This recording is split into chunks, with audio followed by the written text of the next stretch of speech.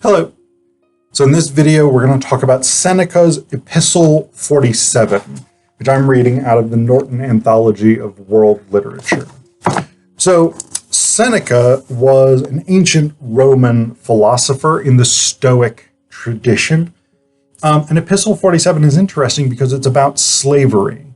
And Seneca takes a rather interesting position on slavery here. So first off, it's worth noting that slavery was an unfortunate fact of life in the Roman Empire. It was an unfortunate fact of life in much of the ancient world. The Greeks had slavery, the Persians had slavery, the Chinese had slavery, probably the Indus Valley civilizations had slavery, Mesopotamians, Babylonians, the ancient Hebrews or Israelites, the Egyptians, everybody basically had slavery. So there's no element, like slavery is wrong. We accept that today. But in the ancient world, the idea that slavery was in itself wrong simply wouldn't have occurred to people. What did occur to people and what there was debate about was how you should treat your slaves. And that's what Epistle 47 is about. It's about the treatment of slaves. And essentially, Seneca makes the argument that slaves should be treated decently because, for basically three reasons. One is that they're human beings. Despite the fact that they're slaves, they are human beings, and they are entitled to some degree of ethical treatment. Yes, the ethical treatment appropriate to a slave, but they're entitled to a degree of ethical treatment. Two, it's actually beneficial for masters to be friends with their slaves. Like, it is better for you as a slave owner to be a companion to your slaves and to have those people as friends rather than treating them just as objects to be ordered around and beaten and whatever it is. And three, the third major reason is because the wheel of fortune turns. Today you are the master, tomorrow you might be the slave. And so there's this sort of, it's not karma per se, because Seneca wouldn't have believed in karma as such, but this idea that it is better for everybody to be kind to their slaves, because if you then become a slave, you can have greater reassurance that your master is going to be kind. So there's this element to it. Now, one of the things that Seneca does throughout Epistle 47 that I think is really, really interesting, and almost like the Socratic dialogues written by Plato, Seneca is anticipating the counter-arguments made by people who oppose his position, and he is presenting this almost in dialogue. So the opening bit here, he's writing to a guy named Lucilius, and so he says at the opening, "I'm glad to hear from these people who've been visiting you that you live on friendly terms with your slaves. It is just what one expects of an enlightened, cultivated person like yourself." They're slaves, people say. No, they're human beings. They're slaves, quotation marks. But they share the same roof as ourselves. They're slaves, quotation marks. No, they're friends, humble friends. They're slaves, quotation marks. Strictly speaking, they're our fellow slaves, if one reflect that fortune has as much power over us as over them. So that idea of developing philosophical argumentation through dialogue and through the challenges of an interlocutor is something that Seneca is clearly picked up from Plato, and he's carrying forward here. But this is the first sort of interesting idea that's introduced. Slaves are human beings. They are, in some ways at least, just like us, i.e. free slave-owning Roman citizens. And that's an interesting thing. On first glance, that's a good ethical position, I think, right? Because this is slaves are human beings, treat them decently, treat them humanely, be a good human being, which I think is a good life motto. But at the same time, there is this interesting potential rub here, because if we're going to say slaves are just like us, slaves are just like their masters, does that deny the material realities of slavery? I think it risks moving in that direction. But actually, I don't think Seneca goes there.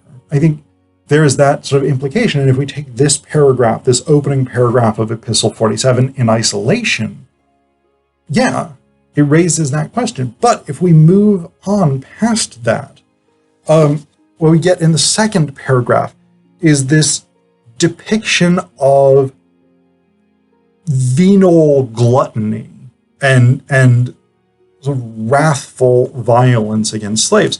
We get this very unflattering picture of some slave owners. So it says here, "This is why I laugh at those people who think it degrading for a man to eat with his slave. Why do they think it degrading? Only because the most arrogant of conventions has decreed that the master of the house be surrounded at his dinner by a crowd of slaves who have to stand around while he eats more than he can hold, loading an already distended belly in his monstrous greed until it proves incapable of performing the function of a belly, at which point he expends more effort in vomiting everything up than he did in forcing it down. And all this time the poor slaves are forbidden to move their lips to speak, let alone to eat. The slightest murmur is checked with a stick. Not even accidental sounds like a cough or a sneeze or a hiccup are let off a beating. All night long they go on standing about, dumb and hungry, paying grievously for any interruption." So, I mean, Seneca clearly is aware that in the standard treatment of slaves in Rome, there's a massive, massive difference between slave owners and slaves. So even though we have that opening paragraph with that sort of ethical sense that these are human beings on somehow the same ethical and moral level as ourselves. And to be clear, I'm saying ourselves from the perspective of Seneca. I am not a Roman slave owner, just in case there was any confusion about that. But from Seneca's perspective, just because these are people who are due the same kind of ethical consideration that we are, doesn't mean that they are in the same material circumstances that we are in. So the next portion, the next couple of paragraphs, he goes through in detail some of these sort of negative treatments of slaves, including this paragraph here, that gives us a very detailed description of the kinds of jobs that Roman slaves did, especially in regard to feasts. It's a really, really useful resource, actually, for anybody who wants to know more about the lives of Roman slaves and the kinds of tasks that they were given. It's a long paragraph where he's just like, here are a bunch of stupid, menial, worthless tasks that individual slaves are charged with in a master's household. So things like, there may be one slave whose job it is to anticipate what kind of food the master is going to want to eat later on after this feast, like for midnight snack or whatever. Like there's one person whose job that is. One person whose job it is just to serve the wine. And the person who serves the wine, they're like dressed as a woman and they have to have sex with their master and stuff like that. The male slave, by the way, has to have sex with their master. So not that there's anything inherently wrong with same-sex sex. It's perfectly good, perfectly fine. But in this case, this is rape because you have a slave who is being forced to have sex whether or not they want to. So we've got that element of it. Seneca doesn't go quite as much into that detail, but this is clearly problematic for Seneca, along with all of these other things, like the person who has to wipe drool off of guests when they're feasting or whatever it is. All of these things are these like degrading, stupid things that Seneca clearly doesn't believe should be the responsibility of slaves. But then he comes to this next point, and I think this is really an interesting one, because he identifies because slavery in Rome was very, very interesting. It was much, much different than, for instance, slavery in the U.S., or the American colonies before becoming the United States. In the U.S., as well as in, say, the Caribbean, Latin America, places like this, slavery was race-based, and it tended to be for life. Some slaves were given their freedom, but it wasn't very common. In ancient Rome, actually in much of the ancient world, slavery was not race-based. It was based on people being captured in war, having committed a crime, or selling oneself into slavery. These were kind of the big three causes, as far as I'm aware. And so it was much easier to get out of slavery than it was in the U.S. For instance, where, like, if you were African American, you were likely to be enslaved for the duration of your life. But in ancient Rome, that wasn't necessarily the case.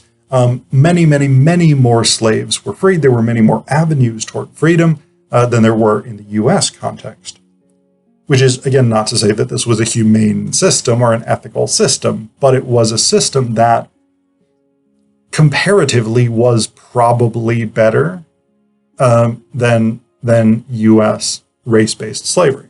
But I don't want to have that argument necessarily. But one of the reasons that's important is because Seneca introduces this idea of the wheel of fate. And he doesn't use the phrase wheel of fate, but this idea of changeable fate. And Seneca was a Stoic philosopher.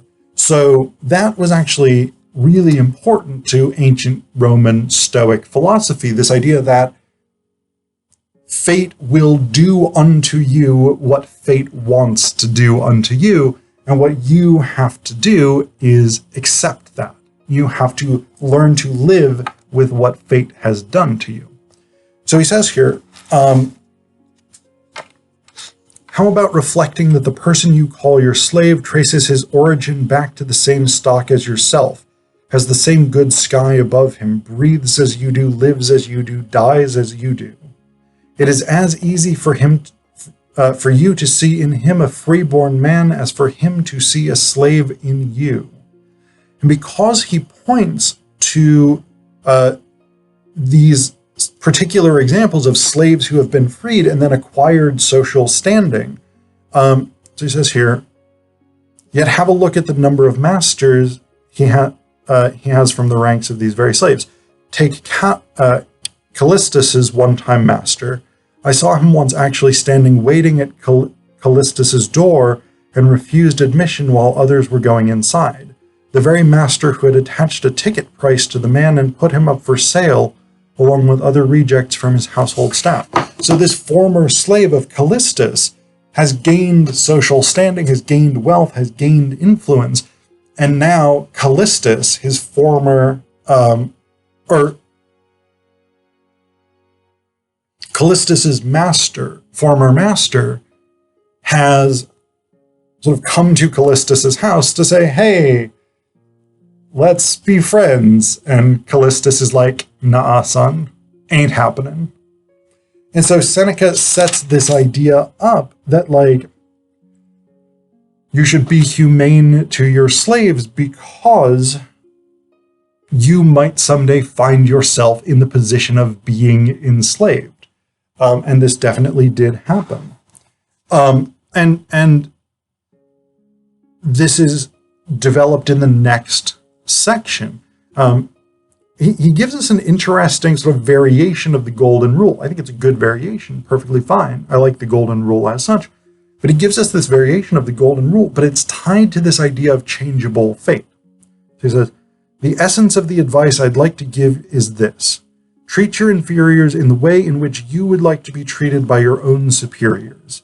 And whenever it strikes you how much power you have over your slave, let it also strike you that your own master has just as much power over you. I haven't got a master, quotation mark. You say, you're young yet. There's always the chance that you'll have one. Have you forgotten the age at which Hecuba became a slave, or Croesus, or the mother of Darius, or Plato, or Diogenes? So these are all examples from myth and history of people who were enslaved later in life. So basically the idea here is, again, this sort of, if everyone treats their slaves well, we'll have a humane system. And so if I become a slave, if you become a slave, we will get better treatment. So it is beneficial to us.